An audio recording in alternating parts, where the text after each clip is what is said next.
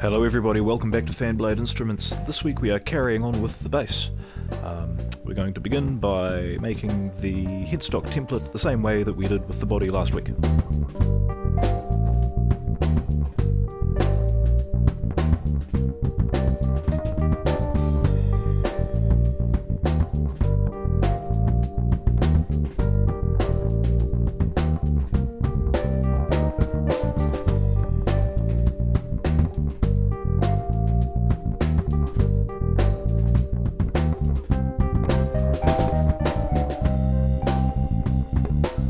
I used a piece of scrap, trying to find one the right size.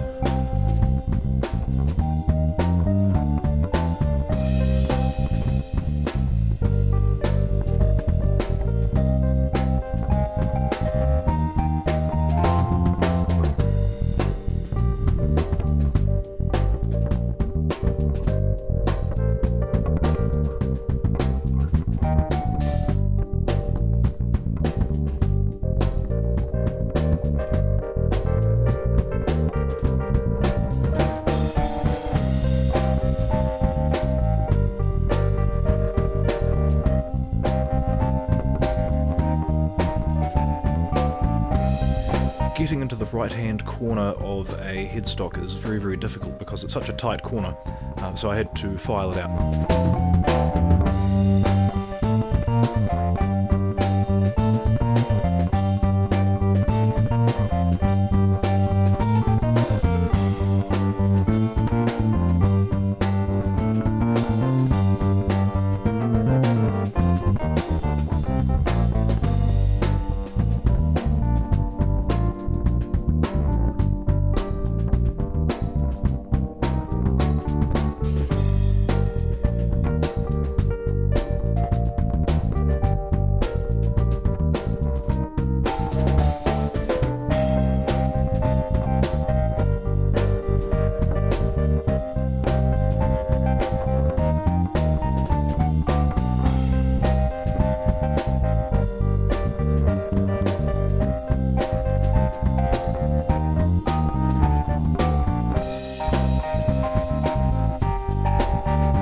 I use a block with some double-sided tape just to elevate the back of the headstock off the bed of the bandsaw.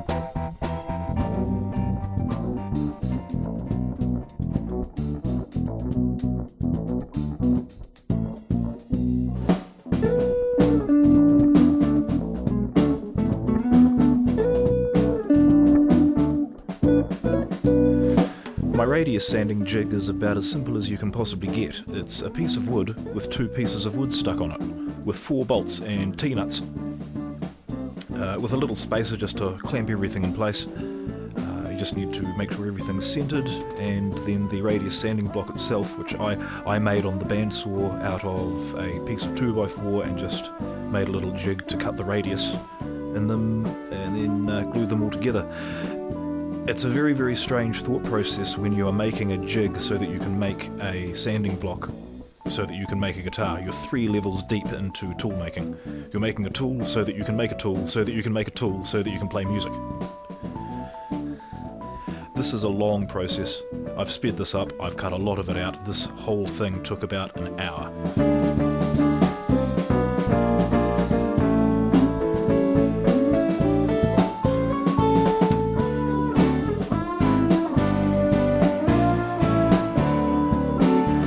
See that I'm starting to make some progress. You can still see the marks from the bandsaw and the high spot on the fingerboard, which has now been sanded out. The good thing about doing it like this is that the sanding block effectively becomes a leveling beam as well, but it does take a long time and it is a lot of work. I can absolutely understand why there are vastly more complicated machines that do this a lot easier and a lot faster and a lot cleaner. But I don't have any of them, so I'm going to use what I have.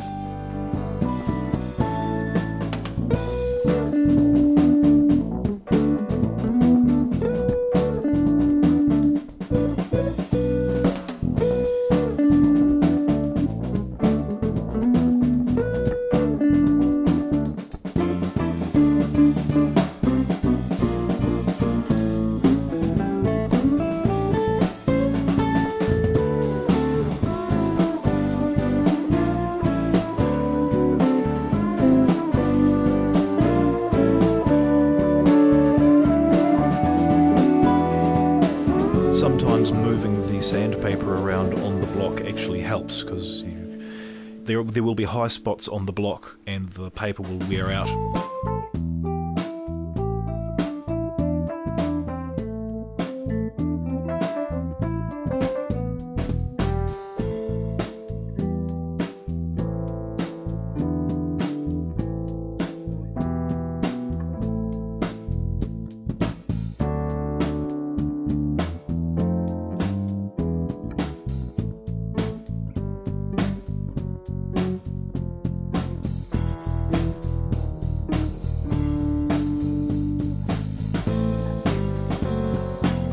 And as you can see, a perfectly radiused fingerboard.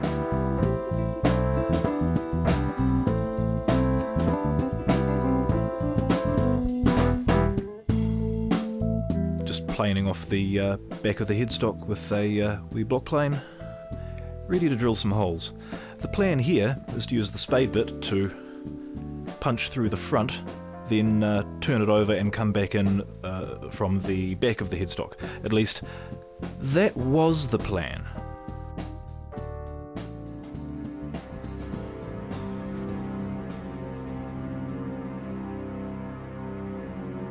And once more in gratuitous slow motion.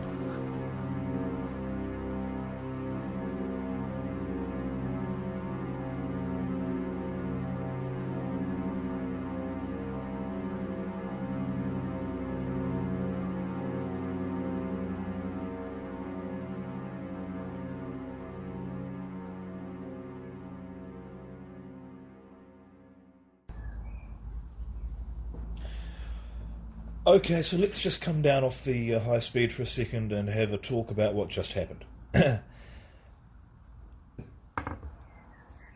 I've had a go at fixing this, and I wasn't really able to get enough glue in to close that gap all the way. Possibly I sanded out too much, and I certainly wasn't able to get any glue down into the where it broke near the fingerboard. So unfortunately I'm having to declare that this neck is toast, even after all the work we put into it. But that's alright, because when I was sawing up the wood, I made another neck blank. So what we really need to do is work out why this failed. Now, there's three things going on here. There's the operator, me, there's the tool, and there's the workpiece. Now, the tool, obviously a spade bit is not what you want for this. They say a poor operator, a poor workman always blames his tools. I'm actually not blaming the tool, because the tool worked perfectly. This is the spade bit in question. It's an 18mm, but the nut that has to fit in that hole is 16.5, so I had to grind this down. I ground down each side, and I did it gradually, and I did tests until I got a hole that was a perfect fit. And of course, it worked brilliantly in the scrap, so I knew the tool was good. The tool was not to blame. The operator of the tool, however, probably pushed a little bit too hard.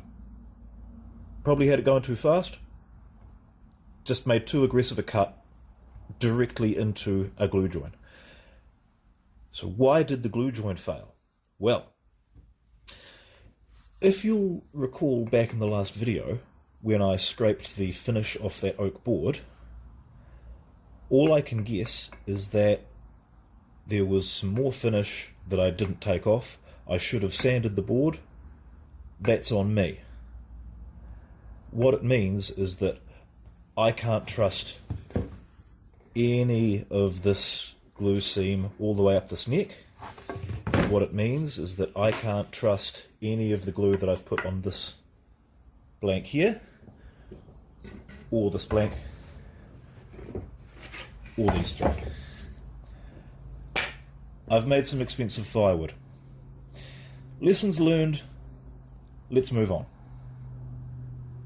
And so we start again. I've run out of oak, so I'm using all Quilla this time, and I'm sanding it thoroughly before the standard practice: glue, clamp, cut a scarf joint, sand it, glue it,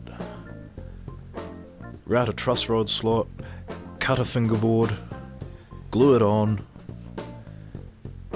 I decided to drill the holes at this stage, just in case I managed to screw it up again. I hadn't wasted the entire afternoon on the radius sanding jig.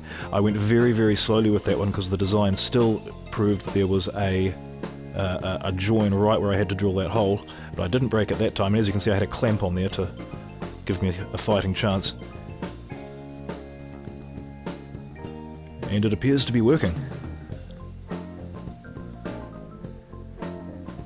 Success. And we level that and mark that, scribe these, saw those. The whole process just repeats.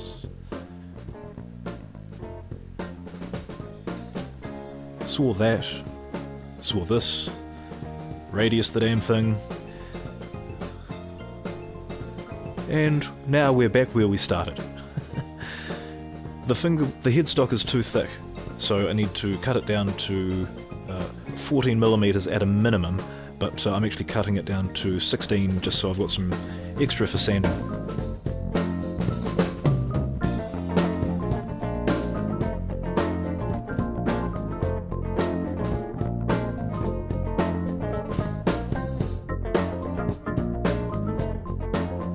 The neck is also a little bit too thick, so I'm just taking a slice off the back of there.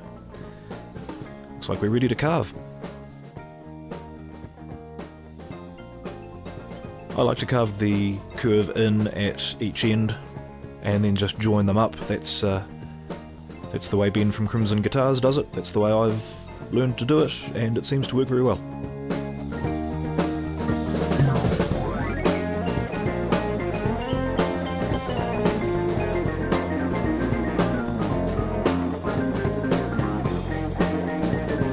I start off with a spoke shave to take off the bulk of the material, and then I move on to a Shinto rasp, which has a rough side and a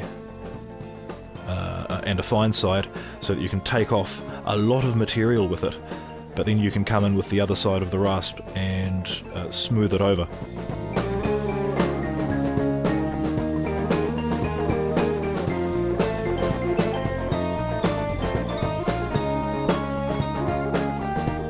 I have that vise mounted at an angle so that the neck is kind of pointing up at me. It's a comfortable way for me to work on it while also sighting down the length of it so I can see that I'm getting everything even on both sides.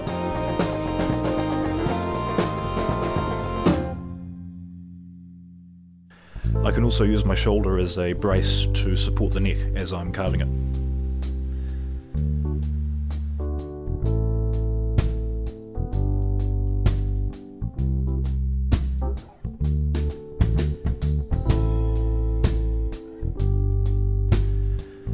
I sand it out with some 40 grit, then sand it out with some 80, and then sand it along the grain to get rid of the scratches.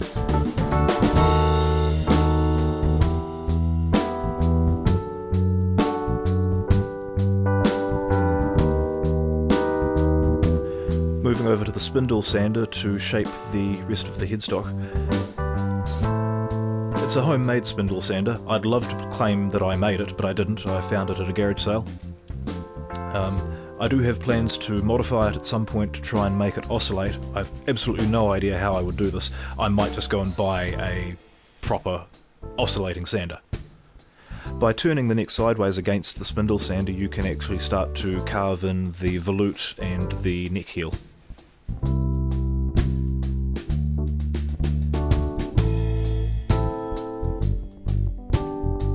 And just trimming and shaping the end of the fingerboard.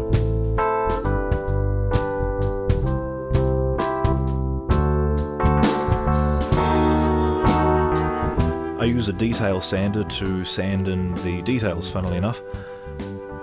But here's a trick. If you offset the sandpaper just a little bit from the edge, then you can get into some pretty tight corners like that difficult side of the headstock.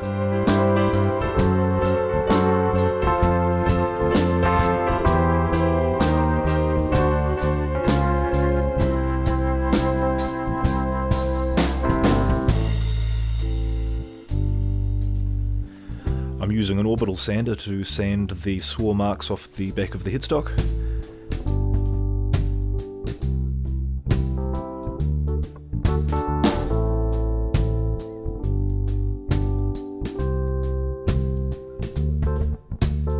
And then coming in with the detail sander just to get around the volute.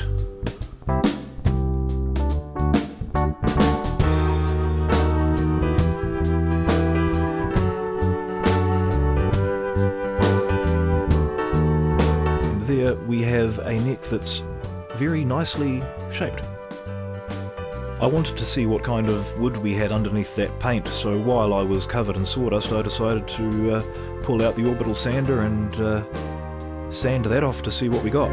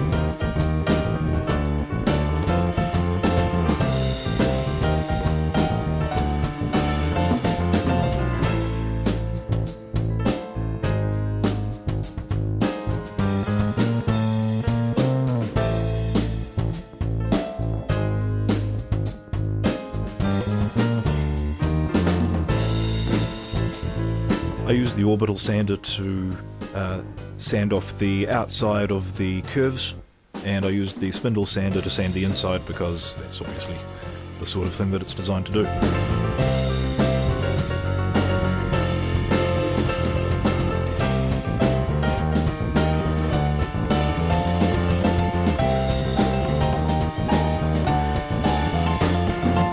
And that's about as far as I got this week. I would love to have more to show you, but that setback and having to build a new neck from scratch really cost me a lot of time. Next week we will get frets in it, we will get finish on, and I've got a little surprise. I found another pickup. So this is going to be quite a machine indeed when it's finished. Make sure you subscribe and see how it turns out. Thanks for watching, see you next week.